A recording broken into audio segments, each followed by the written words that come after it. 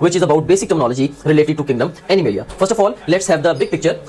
इस sub section में सबसे पहले हम डिस्कस करेंगे position of the kingdom Animalia in 5 kingdoms. Secondly we will talk about the common characteristics of animals and thirdly we will talk about the important terms and correlations with different phyla. ये different terminologies को हम discuss करेंगे और उनके different phyla के साथ correlation को भी डिस्कस करेंगे जैसा कि आपसे एग्जाम में क्वेश्चंस पूछे जाते हैं.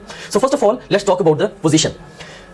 ये कहने को एक अजीब सी बात है कि आज प्लेनेट अर्थ पे जितने भी ऑर्गेनिजम्स हैं अल्टीमेटली ये सारे के सारे ऑर्गेनिजम्स ये एक किसी कॉमन एंसेस्टर से इवॉल्व हुए हैं. That's what the science believes. So हम ये भी कह सकते हैं कि हम सब बैक्टीरिया की जैसे किसी ना किसी ऑर्गेनिज्म की औलाद हैं. This is what science believes, right? So common ancestor जो था हमारा common ancestor it evolved in 3 major domains. यहां पे याद रखिएगा कि domain is a bigger unit of classification as compare to kingdom even, right? So हमारा कॉमन एंसेस्टर 3 मेजर डोमेन्स में इवॉल्व हुआ. एक डोमेन प्रोकेरिया, दूसरी डोमेन आर्किया और तीसरे नंबर पर डोमेन यूकेरिया. फिर डोमेन प्रोकेरिया में जस्ट एक किंगडम है जिसको हम कहते हैं किंगडम मोनेरा या किंगडम प्रोकैरियोटिक. डोमेन आर्किया में आर्कियोबैक्टीरिया है लेकिन उनको कोई भी किंगडम असाइन नहीं की गई. डोमेन यूकेरिया में 4 किंगडम्स हैं. द किंगडम प्रोटिस्टा या इसको हम किंगडम प्रोकटेस्टा भी कह देते हैं, kingdom fungi, kingdom Plantae and kingdom animalia. अब इससे पहले कि मैं अपने डिस्कशन को फर्दर प्रोसीड करूं विद किंगडम एनिमेलिया, मैं कुछ इंपॉर्टेंट बातें यहां पे करना चाहूंगा. सबसे पहली बात कि जब भी मैं ऑर्गेनिजम्स की क्लासिफिकेशंस की फ्लो शीट्स को कंस्ट्रक्ट करता हूं I try to keep the complicated things towards the right hand side at the bottom side. So इस फ्लो शीट के अंदर भी आप कह रहे हैं कि जो भी चीज राइट हैंड साइड पे है वो ज्यादा एडवांस है और ज्यादा कॉम्प्लेक्स है. फॉर एग्जांपल इस पूरे फ्लो शीट में अगर आपसे मैं ये पूछूं कि सबसे एडवांस किंगडम कौन सी है, you seen here extreme right side पे किंगडम एनिमेलिया है. So this is most advance kingdom. इसी तरह से अगर मैं आपसे यहां पे ये पूछूं कि सिंपलेस्ट ऑर्गेनिजम्स कौन से हैं तो बेस्ट रिस्पांस क्या होगा कि जो मोनेरन्स हैं, ये जो फर्स्ट किंगडम के जो मेंबर्स हैं ये सिंपलेस्ट लिविंग ऑर्गेनिजम्स हैं, राइट? और इसी तरह से अगर मैं आपसे ये पूछूं कि फंजाई किसकी निस्बत, किस किंगडम की निस्बत ये प्रिमिटिव है और किसकी निस्बत ये एडवांस है, तो you seen here kingdom protista की निस्बत ये एडवांस है लेकिन किंगडम प्लांटी की निस्बत ये रिलेटिवली प्रिमिटिव है, राइट? सो एक तो आपने इस तरतीब को याद रखना है. सो जब आप इस कन्वेंशन को फॉलो करेंगे मेरी फ्लो शीट्स को इंटरप्रेट करते हुए तो आपके माइंड में इंफॉर्मेशन खास वे में ऑर्गेनाइज होगी. और अगर कहीं पे जरूरत पड़ी किसी भी एक लिंक में अगर मैं फर्दर फ्लो शीट्स को ऐड करता हूं तो उन फ्लो शीट्स के अंदर भी सेम कन्वेंशन को मैं फॉलो करूंगा. तो अल्टीमेटली आपके माइंड में खास तरतीब से इंफॉर्मेशन आएगी और इसी अरेंजमेंट को यूज करते हुए आप एग्जाम में क्वेश्चंस को रिलेटिवली इजीली आंसर कर पाएंगे. सो एक बात तो आपने ये याद रखनी है कि किस तरह से मेरी फ्लो शीट्स को इंटरप्रेट करना है. So simply I handle complicated things with my right hand. So that's why I keep them towards the right hand side. And दूसरी बात जो है वो है knowledge projection कि जो चीज हमने एक जगह पे पढ़ ली है उसको आपने दूसरी जगह अप्लाई करना सीखना है. आप ये समझते हैं कि आप एक दफा एक इन्फॉर्मेशन को एक जगह पे पढ़ लेते हैं, आप उसको दूसरी जगह अप्लाई करते हैं, लेकिन अक्सर ऐसा नहीं होता. जैसे कि चलिए मैं आपसे एक क्वेश्चन पूछता हूं, what do you think amoeba के अंदर माइटोकॉन्ड्रिया प्रेजेंट है? यस और no? What about the endoplasmic reticulum और गोल्जी बॉडीज और lysosomes, peroxisomes, glycosomes, vacuoles, what do you think क्या ये सारे स्ट्रक्चर्स अमीबा में प्रेजेंट हैं? And the best response to this question is yes, they are present. Straight away भले आपकी book में नहीं भी लिखा हुआ लेकिन एटलीस्ट आपको ये तो पता है कि बैक्टीरिया यूकैरियोट्स हैं, कि अमीबा यूकैरियोट्स हैं और यूकैरियोट्स में मेम्ब्रेन बाउंड ऑर्गेनेली सारे होते हैं. और मैंने जितनी भी लिस्ट बोली है ये सारी मेम्ब्रेन बाउंड ऑर्गेनेलीज की बोली है, राइट? सो सारे अगर नहीं भी तो at least most of the membrane bound organelles वो अमीबा में होंगे. जैसे ग्लाइकोसिसोम्स वगैरह हो सकता है कि ग्लाइकोसिसोम्स वगैरह एब्सेंट भी हो लेकिन most of the membrane bound organelles वो इसमें प्रेजेंट है.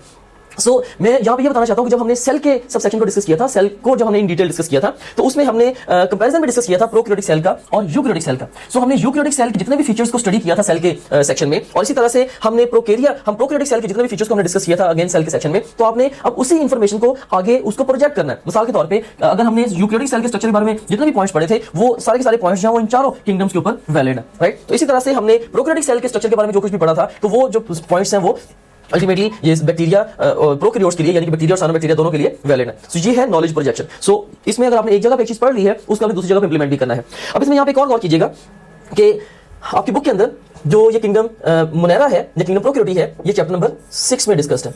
और उसके बाद फिर किंगडम प्रोटिस्टा ये चैप्टर नंबर 7 में है, इसको किंगडम प्रोटिस्टा भी कहते हैं. फिर किंगडम फंजाई चैप्टर नंबर 8 में है और किंगडम प्लांटी ये चैप्टर नंबर 9 में और किंगडम एनिमेलिया ये चैप्टर नंबर 10 में है.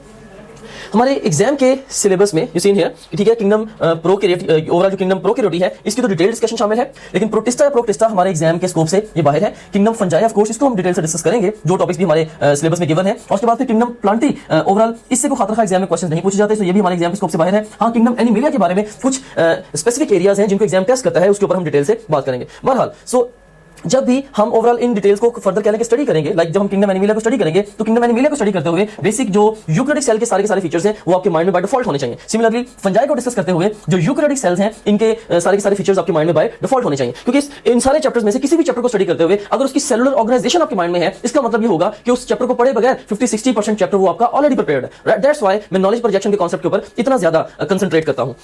So now let's move on to the next area, which is common characteristics of animals. अब animals के common characteristics कौन से हैं, इसके ऊपर हम बात करते हैं. So first of all, animals are multicellular. According to 5 kingdom system, जो animals हैं सारे के सारे animals multicellular हैं. According to 2 kingdom system, हमारे पास दो तरह के animals हैं, unicellular और multicellular. लेकिन 5 kingdom system के accordingly, unicellular animals को move कर दिया गया है kingdom protozoa में.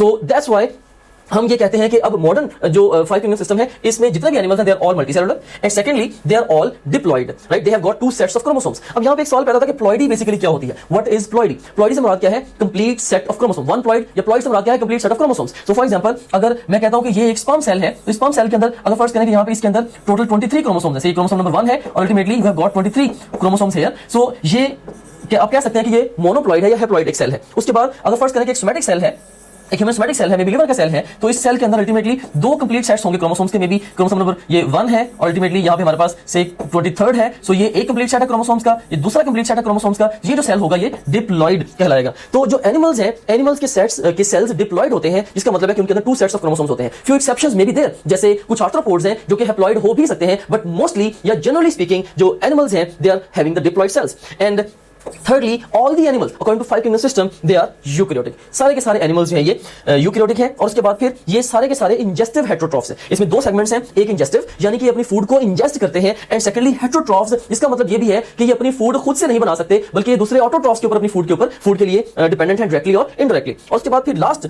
कैरेक्टरिस्टिक है सारे के सारे एनिमल्स की according to 5 kingdom system that they develop from 2 dissimilar haploid gametes, यानी कि स्पर्म और एग के मिलने से बनते हैं. इसकी कुछ एक्सेप्शंस भी हो सकती हैं, लेकिन जनरली स्पीकिंग ये फैक्ट एनिमल्स के लिए बिल्कुल ठीक है. Now let's move on to the next segment which is important terms and correlation with the different phyla. Different terminology और उनके डिफरेंट फाइला के साथ कोरिलेशंस को हम डिस्कस करते हैं. लेकिन इससे पहले कि इस इंफॉर्मेशन के हम निटी ग्रिटी में जाएं, I would like to ask few questions from you and I know that these questions they would be real time hard questions for you and may be आप इन क्वेश्चंस को answer नहीं कर पाएंगे, but still I would like to ask these questions from you at this stage. क्योंकि मैं आपकी अच्छी ब्रेनस्टॉर्मिंग करवाना चाहता हूं और आपको ये रियलाइज करवाना चाहता हूं कि कहां पे आपकी वीकनेसेस हैं, ताकि through the course of the rest of my lecture मैं उन वीकनेसेस को प्लग कर सकूं, उनको फिक्स कर सकूं, ताकि अल्टीमेटली रियल एग्जाम में आप इन क्वेश्चन से रिलेटेड मिस्टेक्स को अवॉइड कर सकें. So we have got few options here. A option is acoelomates, B option is pseudocoelomates, C option is coelomates and D option is all of these and D option is none of these. हमारे पास पहली statement है animals of phylum Coelenterata are.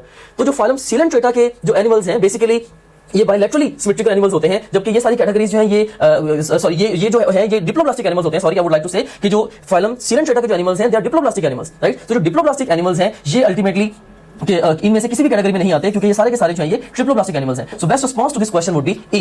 And next statement है all diploblastic animals are. Again जैसे मैंने पहले बताया कि ये एसिलोमेट्स, सीडो और सिलोमेट्स और सिलोमेट्स ये ट्रिप्लोब्लास्टिक है. सो सारे के सारे डिप्लोब्लास्टिक एनिमल्स हैं वो इन कैटेगरीज में से किसी में भी नहीं आएंगे. नेक्स्ट थर्ड हमारे पास स्टेटमेंट है presence of distinct body sides and body ends is feature of.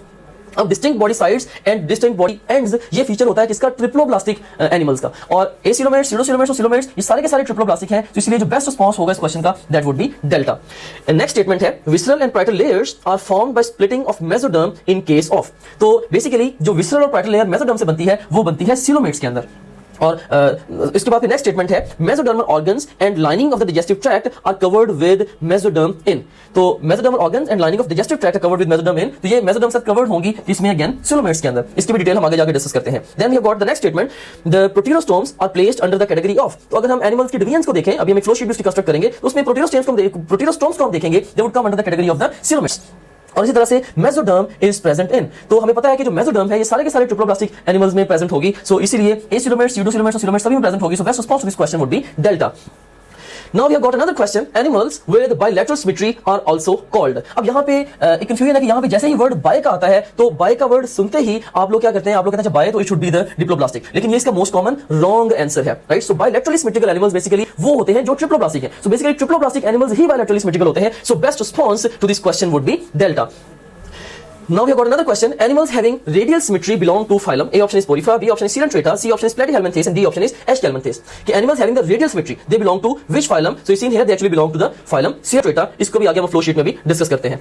So another question, animals of which phylum are considered as most advanced? कि किस phylum के animals most advanced है? So ये भी pattern question है exam का. Exam different आपको animal groups देके आपसे पूछ सकता है कि मोस्ट प्रिमिटिव या मोस्ट एडवांस ग्रुप कौन सा है. So you see here इसमें A option है Porifera, B Coelenterata and C option is Platyhelminthes and D option is Aschelminthes. And the best response to this question is Aschelminthes. अभी हम जो flow sheet construct करेंगे उसमें आप देखेंगे कि ये टुवर्ड्स राइट हैंड साइड है. as compared to the rest of the groups presented here। और उसके बाद फिर नेक्स्ट स्टेटमेंट है हमारे पास, during embryonic life musculoskeletal system develops from. ये भी पैटर्न क्वेश्चन है, एग्जाम कोई भी स्ट्रक्चर देखे आपसे ये पूछता है कि ट्रिप्लोब्लास्टिक एनिमल्स में अल्टीमेटली ये पर्टिकुलर स्ट्रक्चर एक्टोडर्म से, मेसोडर्म से, एंडोडर्म में से किससे ये डेवलप हुआ है। तो इसमें देखिए ए ऑप्शन है ectoderm, B is mesoderm, C option is endoderm, D option is all of these and musculoskeletal system you seen here ये मेसोडर्म से डेवलप हुआ है। अभी हम अपनी रेस्ट ऑफ द डिस्कशन में मैं कुछ आपको जनरलाइजेशंस भी दूंगा जिसकी मदद से आप इस तरह के क्वेश्चंस को भी रियल एग्जाम में आंसर कर पाएंगे। And next we've got another question. The cavity between body wall and the alimentary canal is. The cavity between body wall and alimentary canal is. A option is coelom, B is mesoderm, C is endoderm, D option is mesoglea. And the best response to this question is coelom. इसको भी आगे चल के हम discuss करते हैं। And we have got another question. Diploblastic animals are different from triploblastic animals in lacking. यानी कि क्या ऐसा है जो डिप्लोब्लास्टिक के पास नहीं है लेकिन ट्रिप्लोब्लास्टिक एनिमल्स के पास है? A sac like digestive system, fluid filled cavity, mesoglea or the mesoderm. And you know कि जो डिप्लोब्लास्टिक एनिमल्स हैं उनमें just two embryonic germ layers होती हैं, ectoderm and the endoderm. तो उनमें mesoderm कभी भी नहीं होगी। So best response would be delta here. एक और क्वेश्चन है, bilateral symmetry and radial cleavage are features of. A option is proterostomes, B option is triploblastic animals, C option is deuterostomes and D option is diploblastic animals. तो इसमें देखिए दो conditions हैं कि एक तो bilateral symmetry भी हो और दूसरे नंबर पे radial cleavage भी हो। रेडियल क्लीवेज क्या है इसको भी हम आगे चल के डिटेल से डिस्कस करते हैं, बायलैटरल सिमेट्री को भी डिस्कस करेंगे, पर यहां पे फॉर सेक ऑफ डिस्कशन हमारा जो बेस्ट रिस्पांस होगा दैट इज चार्ली। यहां पे मैं एक बात कहना चाहूंगा, if you are getting this questions wrong, अभी आप मेरे लेक्चर को सुनते चले जाएं, बाद में आप वीडियो को रिवाइंड करें और दोबारा फिर इन क्वेश्चंस को आप अटेम्प्ट करें। इंशाल्लाह यू विल फील कि अब आप इन्हीं क्वेश्चंस को बहुत इजीली आंसर कर पा रहे हैं। And you seen here we have got the flow sheet here. So animals, right, the members of kingdom Animalia, they are basically divided into two major categories on the basis of whether they are having the true tissues or not। अब ऐसे animals जिनमें true tissues नहीं होंगे, true tissues ना होने से मुराद क्या है कि सेल्स के दरमियान इंटरडिपेंडेंस नहीं है। हाँ, सेल्स, बहुत सारे सेल्स इकट्ठे आ तो गए हैं लेकिन हर सेल इंडिविजुअली लाइफ के सारे फंक्शंस परफॉर्म कर रहा है, उनकी आपस में इंटरडिपेंडेंस नहीं है। तो ये सॉर्ट ऑफ टिश्यू तो है एक तरह से क्योंकि सेल्स इकट्ठे हैं, लेकिन ये ट्रू टिश्यूज नहीं है क्योंकि सेल्स में इंटरडिपेंडेंस नहीं है। सो वो ऐसे एनिमल्स जिनमें ट्रू टिश्यूज ना हो या जिनमें इंटरडिपेंडेंस अमंग सेल्स ना हो उनको हम कहते हैं दीज आर पैराजोन्स। और उसके बाद फिर ऐसे एनिमल्स जिनमें ट्रू टिश्यूज हो उनको हम बोलते हैं दीज आर यूमेटाजोन्स। अब जो पैराजोन्स हैं चूंकि इनमें ट्रू टिश्यूज नहीं है इसीलिए हम कहते हैं कि ये फॉल्स मल्टीसेलुलर एनिमल्स हैं। ये फॉल्स मल्टीसेलुलर एनिमल्स हैं और इनमें कोई ऑर्गेनाइजेशन नहीं है, राइट। इनमें ऑर्गेनाइजेशन से मुराद क्या है कि सेल लेवल से बियॉन्ड, यानी कि टिश्यू, ऑर्गन और ऑर्गन सिस्टम, वो ऑर्गेनाइजेशन इनके अंदर नहीं है। हाँ, सेलुलर ऑर्गेनाइजेशन तक तो ऑफ कोर्स ये है ही, राइट। और थर्डली इनकी बॉडी भी बड़ी बेहंगम सी बेतरतीब सी बॉडी है, बॉडी में कोई खास सिमेट्री भी नहीं है। सो ये एसिमेट्रिकल है, राइट। और जितने भी पैराजोन्स हैं वो सारे एनिमल्स जो कि पैराजोन्स हैं यानी कि जो फॉल्स मल्टीसेलुलर हैं, जिनमें ऑर्गेनाइजेशन नहीं है और जिनकी बॉडी में सिमेट्री नहीं है, उन सबको हम फाइलम पोरीफेरा में प्लेस करते हैं। और उसके बाद इसके बरक्स जो यूमेटाजोन्स हैं वो ट्रू मल्टीसेलुलर हैं क्योंकि interdependence amongst tissues that's there, amongst the cells that's there. And secondly इनमें ऑर्गेनाइजेशन भी होती है। ये अलग बात है कि कुछ सेल्स, कुछ ऑर्गेनिजम्स इसमें या कुछ एनिमल्स टिश्यू लेवल तक ऑर्गेनाइज हैं, कुछ ऑर्गन लेवल्स तक, कुछ ऑर्गन सिस्टम लेवल्स तक, और डिफरेंट एनिमल्स में डिफरेंट सिस्टम्स की डिफरेंट लेवल्स की डेवलपमेंट है। बहरहाल इनमें organization beyond cell level that would be definitely there, right. इनमें ऑर्गेनाइजेशन भी होगी और इनकी बॉडी में कोई खास सिमेट्री को तरतीब भी होती है। One major exception to the rule is the gastropods, जो कि हैं तो यूमेटाजोन्स लेकिन इनकी बॉडी एसिमेट्रिकल होती है। जनरली स्पीकिंग यूमेटाजोन्स की बॉडी में सिमेट्री होती है। अब सिमेट्री की बेस पे हमने यूमेटाजोन्स को दो मेजर कैटेगरीज में डिवाइड किया है। सो यूमेटाजोन्स इनमें या तो रेडियल सिमेट्री हो सकती है या इनमें बायलैटरल सिमेट्री हो सकती है। अब रेडियल सिमेट्री क्या होती है? रेडियल सिमेट्री से मुराद ये है कि उस पर्टिकुलर ऑर्गेनिज्म को हम एक से ज्यादा प्लेन्स में दो इक्वल हाफ में डिवाइड कर सकते हैं। आप जस्ट इमेजिन करें कि जैसे ये एक ऑर्गेनिज्म है, राइट। ये एक ऑर्गेनिज्म है और इसकी जो बॉडी है ये आर्बिट्रेरी बॉडी है, राइट। सो अगर इसका मैं क्रॉस सेक्शन लेता हूं यहां से और उस क्रॉस सेक्शन को मैं यहां पे ड्रॉ करता हूं, यू सीन हियर, तो एक से ज्यादा प्लेन्स में इस ऑर्गेनिज्म को मैं दो इक्वल हाफ्स में डिवाइड कर सकता हूं। तो ये जो सिमेट्री है मैं कहता हूं कि ये क्या है? This is the radial symmetry, right. तो इसके अलावा यू सीन हियर कि इसके बरक्स ऐसे ऑर्गेनिजम्स भी हैं जिनको मैं सिर्फ और सिर्फ एक प्लेन में दो इक्वल हाफ्स में डिवाइड कर सकता हूं। For example if you take example of the human beings, right. So human beings को मैं सिर्फ और सिर्फ इस एक पर्टिकुलर प्लेन में दो इक्वल हाफ्स में डिवाइड कर सकता हूं, एक से ज्यादा। अब किसी भी और प्लेन में मैं इसको इक्वल हाफ्स में डिवाइड नहीं कर सकता, ऑफ कोर्स। सो भले आप यहां से इसको कट करें, यहां से कट करें, यहां से कट करें या यहां से कट करें, सो किसी भी जगह से आप इसको दो इक्वल हाफ्स में डिवाइड नहीं कर सकते। दिस ओनली वन प्लेन जिसके अलॉन्ग इसको दो इक्वल हाफ्स में डिवाइड कर सकते हैं। सो ऐसे एनिमल्स को कहते हैं कि दे आर बायलैटरली सिमेट्रिकल।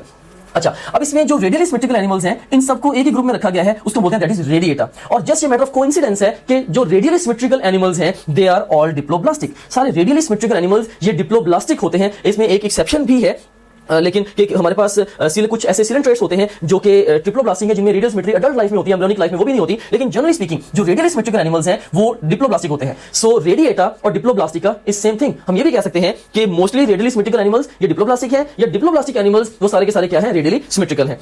जबकि जो एनिमल्स हैं बायलैटरली सिमेट्रिकल जो एनिमल्स हैं ये कोइंसिडेंटली ये सारे के सारे ट्रिप्लोब्लास्टिक हैं। So technically speaking Bilateria and the Triploblastica is same thing. If I am talking about the group Bilateria और I am talking about the group Triploblastica, technically I am talking about the same thing, क्योंकि सारे bilaterally symmetrical animals क्या है? वो triploblastic है। अब इसमें जरा गौर कीजिएगा कि जो रेडियली सिमेट्रिकल एनिमल्स हैं, रेडियली सिमेट्रिकल जो एनिमल्स हैं, इनकी कोई साइड्स नहीं होती। अब जस्ट इमेजिन करें, मैंने आपको इसकी एग्जांपल दी थी, क्या आप इस मार्कर के, इस पॉइंटर की आप साइड्स बता सकते हैं, इसकी लेफ्ट और राइट साइड कौन सी है? अब इसके एंड्स के बारे में बता सकते हैं, अब इसकी सर्फेसेस के बारे में बता सकते हैं, इसकी कौन सी सर्फेस इंटीरियर और पोस्टीरियर है? भाई नहीं, इनकी आर्बिट्रेरी बॉडी है, आर्बिट्रेरी बॉडी है, इनकी ना तो साइड्स हैं, ना इनके एंड्स हैं, और ना ही इनकी सर्फेसेस हैं। सो साइड्स, एंड्स और surfaces in radially symmetrical animals की नहीं होती, जबकि जो बायलैटरली सिमेट्रिकल एनिमल्स हैं, इनकी राइट और लेफ्ट साइड भी होती हैं। जैसे मैं ह्यूमन बीइंग, मैं बायलैटरली सिमेट्रिकल ऑर्गेनिज्म हूं, तो ये मेरी राइट साइड है, you can see here, and ये मेरी है लेफ्ट साइड है। सो रेडियली जो bilaterally symmetrical animals, they have got the right and the left sides, and they have got the anterior or cephalic and posterior or the caudal ends as well.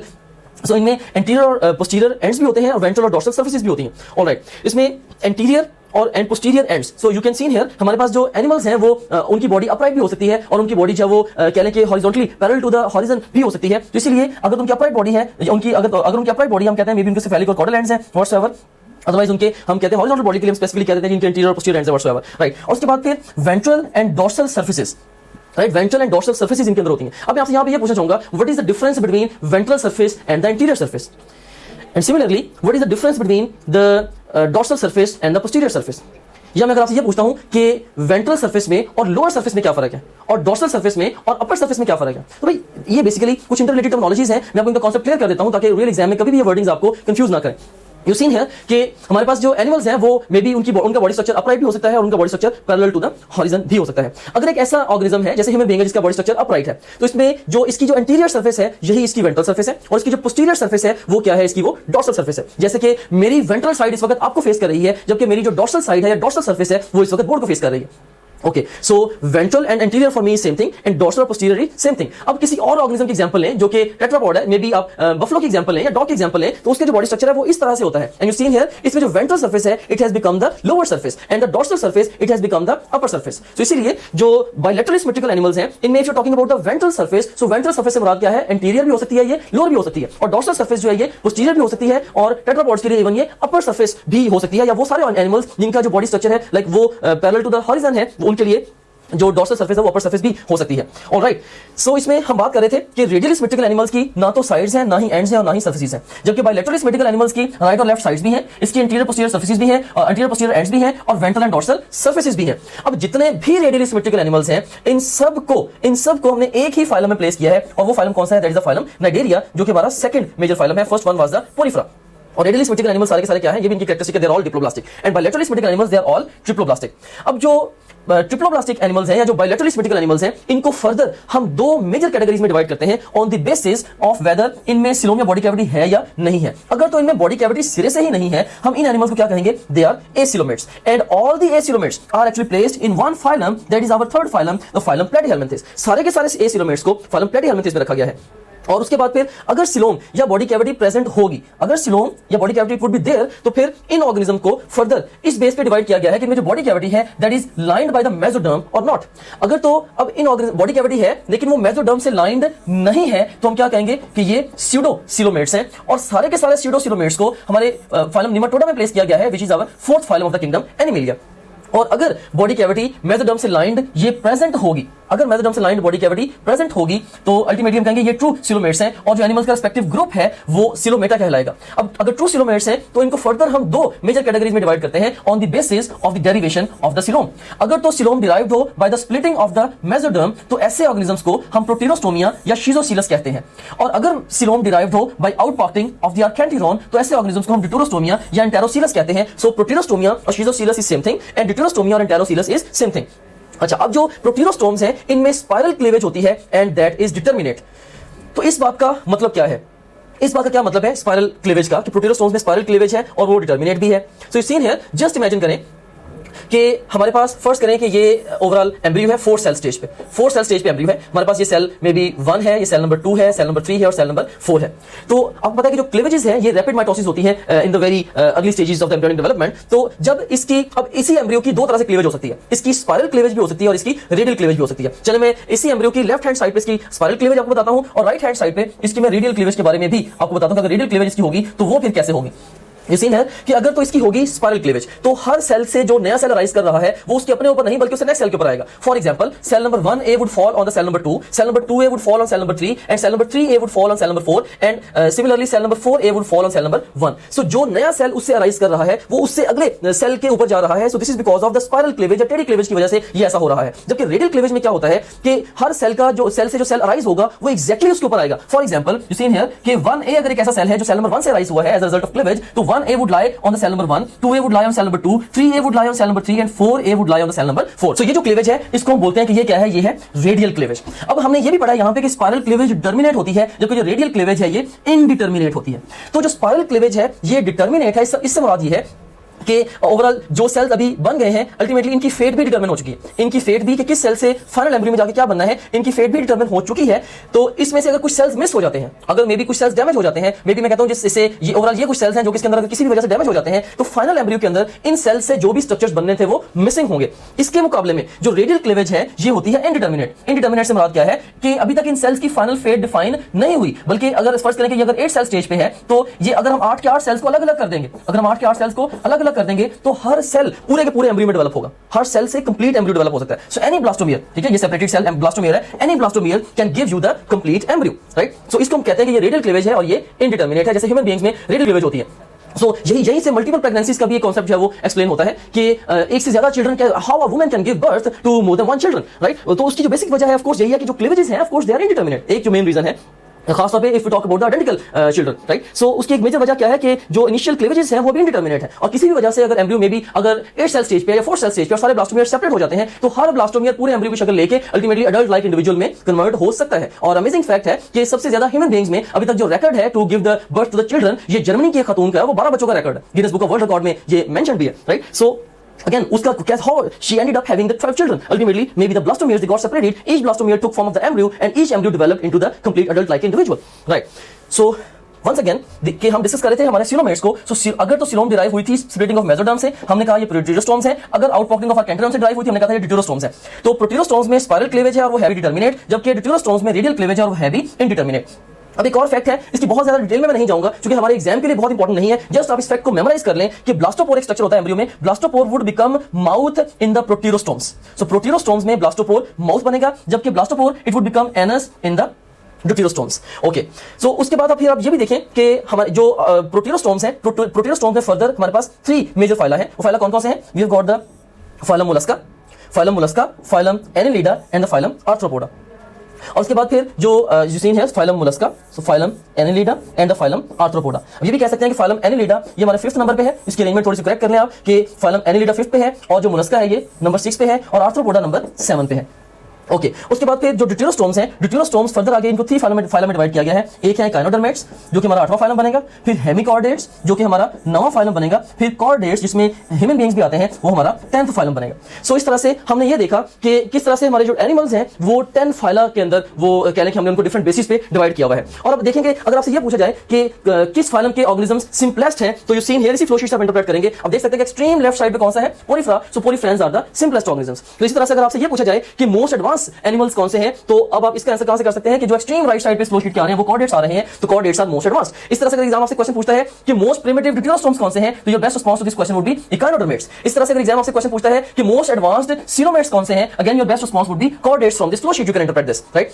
इस तरह से exam अगर आपसे question पूछता है कि nematodes के overall जो सीडोसिलोमेट्स हैं इनको किस फाइलम में रखा गया है, तो हम इस फ्लो शीट से ही ये बात जानते हैं कि सारे के सारे सीडोसिलोमेट्स को किस में रखा गया है, फाइलम निमाटोडा में रखा गया है। इस तरह से एग्जाम आपसे क्वेश्चन ये पूछ सकता है कि मोस्ट प्रिमिटिव ट्रिप्लोब्लास्टिक एनिमल्स कौन से हैं। So most primitive triploblastic animals you seen here they are the platyhelminths. So ये मोस्ट प्रिमिटिव ट्रिप्लोब्लास्टिक एनिमल्स हैं और ये एसिलोमेट्स हैं, राइट। सो एसिलोमेट्स और platyhelminths they are actually most primitive triploblastic. और मोस्ट एडवांस्ड ट्रिप्लोब्लास्टिक कौन से होंगे, अगेन यहीं से अगर आप इस फ्लो शीट को इंटरप्रेट करें तो यू सीन हियर कि जो कॉर्डेट्स हैं, चूंकि सारे के सारे आगे जितने भी ऑर्गेनिजम्स आए हैं ये ट्रिप्लोब्लास्टिक के डिवीजन से आए हैं, तो कॉर्डेट्स हैं मोस्ट एडवांस्ड ट्रिप्लोब्लास्टिक होंगे। और यहां पे नॉलेज प्रोजेक्शन वाला आइडिया भी याद रखिएगा कि अगर कोई कैरेक्टरिस्टिक्स से ट्रिप्लोब्लास्टिक एनिमल्स के जो कैरेक्टरिस्टिक्स हमने यहां पे स्टडी कर ली है, right and left sides, anterior posterior ends and dorsal ventral surfaces, ये कैरेक्टरिस्टिक्स इससे आगे जितने भी डिवीजन आ रही हैं उनमें बाय डिफॉल्ट ये सारे कैरेक्टरिस्टिक्स तो प्रेजेंट ही हैं, वो कॉमन कैरेक्टरिस्टिक्स हैं। आगे के जो आ रहे हैं ये डिफरेंट या डिफरेंशिएटिंग कैरेक्टरिस्टिक्स हैं, राइट। सो ये जो फ्लो शीट है माय डियर स्टूडेंट, आपने इसको बहुत केयरफुली मेमोराइज करना है और मेमोराइज भी करना है और साथ साथ जो बेसिस ऑफ डिवीजन है उनको अंडरस्टैंड भी करना है। और मेरी जो कन्वेंशन कंडीशंस हैं जो फ्लो शीट को इंटरप्रेट करने वाली और नॉलेज प्रोजेक्शन वाली, उनको भी जहन में रखना है ताकि आप इस फ्लो शीट को यूज करके एग्जाम में एवरी सिंगल क्वेश्चन को, जो कि टफ क्वेश्चन भी, उसको आंसर कर सकें।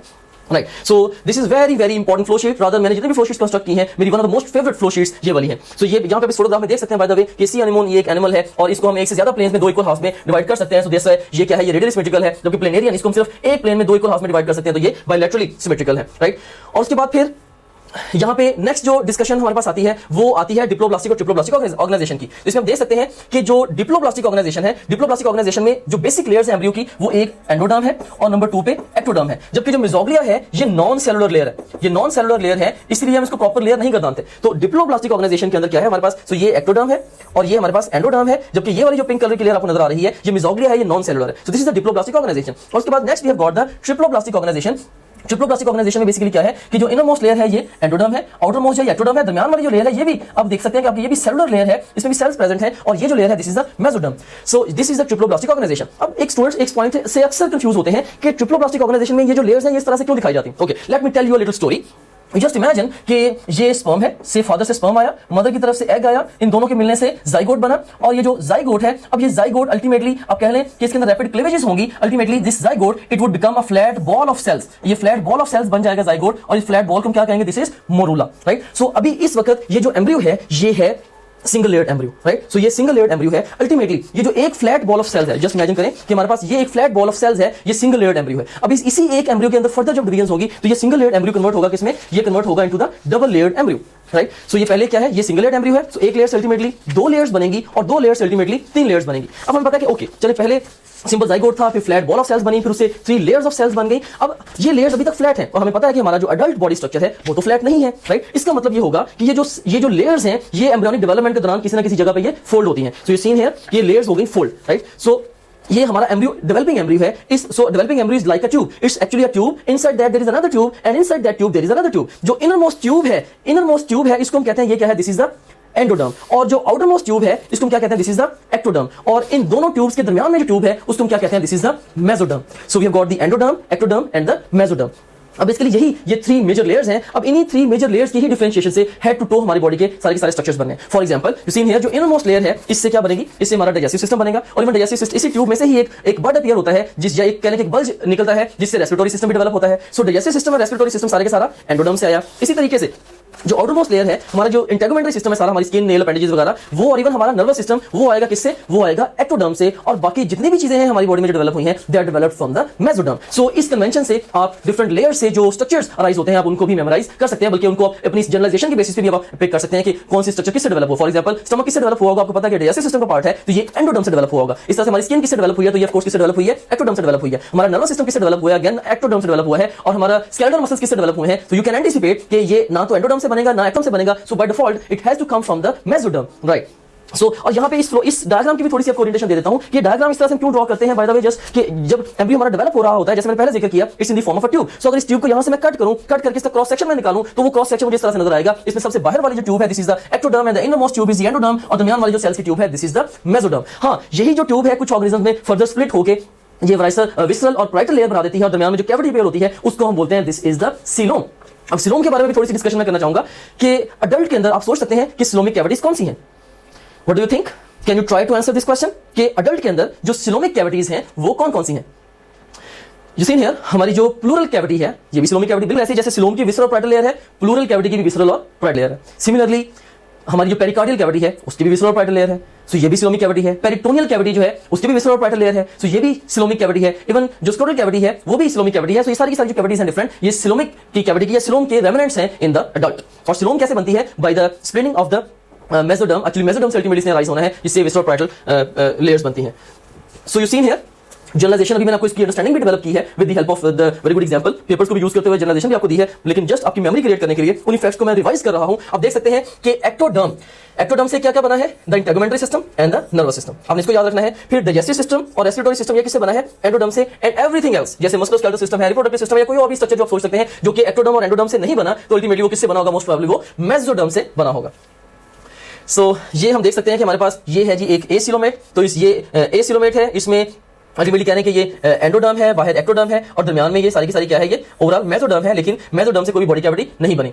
और ये हमारे पास स्यूडोसिलोमेट है, इसमें भी एंडोडर्म और एक्टोडर्म प्रेजेंट है और इसमें बॉडी कैविटी भी प्रेजेंट है, लेकिन ये बॉडी कैविटी समहाउ जो मेसोडर्म है उससे राइज नहीं हुई। बहरहाल इनमें बॉडी कैविटी है तो सही, लेकिन चूंकि वो मेसोडर्म से नहीं बनी तो ये क्या है, ये स्यूडोसिलोमेट्स है। और उसके बाद फिर इस स्ट्रक्चर में आप देख सकते हैं कि हमारे पास ये एक्टोडर्म है, ये एंडोडर्म है और उसके बाद फिर ये दरमियान में ये कह लें कि ये हमारे पास मेसोडर्म है और मेसोडर्म की ये जो इनर लेयर है जो कि ओवरऑल लाइन कर रही है एंडोडर्म को, ये इसकी विसरल लेयर है, जबकि वो लेयर है जो कि एक्टोडर्म को लाइन कर रही है, ये कौन सी लेयर है, ये पाराइटल लेयर है, राइट। सो बहरहाल ये ओवरऑल कह रहे हैं कि ये जो ऐसे ऑर्गेनिज्म जो होंगे जिनमें मेसोडर्म स्प्लिट होगी, इससे विसरल पाराइटल लेयर्स बनेगी, हम कहते हैं ये क्या है, ये ट्रू सिलोमेट्स है।